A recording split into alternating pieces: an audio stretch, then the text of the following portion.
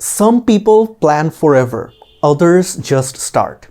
The phrase that we're going to learn today is called diving in, which basically means starting something without too much overthinking and starting it enthusiastically. বাংলায় যদি আমি আপনাকে বুঝাই তাহলে বিষয়টা হচ্ছে যে ডাইভিং ইন মানে হচ্ছে বেশি চিন্তা ভাবনা না করে কোনো কিছু শুরু করে দেওয়া। এই ফ্রেজটা আমরা ইউজ করব কখন?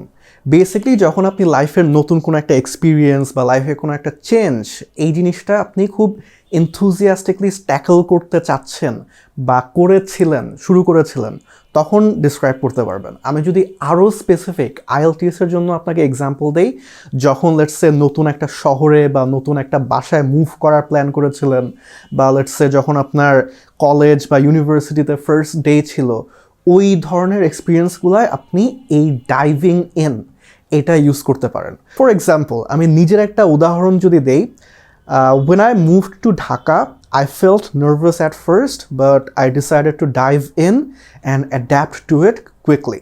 সো যখন আমি ঢাকায় মুভ করি প্রথমে একটু নার্ভাস লেগেছিল, বাট আমি ডিসাইড করলাম যে না, আমি হচ্ছে খুব দ্রুত আর খুবই এনথুজিয়াস্টিকলি এটা ট্যাকল করব, নার্ভাসনেসটা কাটায় উঠবো। অ্যান্ড দ্যাট ওয়াজ মোস্টলি ইট। কিন্তু এখানেই শেষ না। যদি আপনি এই ফ্রেজটা ইউজ না করতে পারেন তাহলে পুরো ভিডিওটা দেখা আপনার জন্য কাইন্ড অফ পয়েন্টলেস।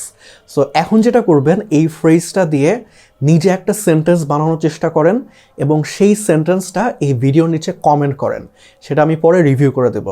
আমার নাম Nafi, and I'll see you on the next video.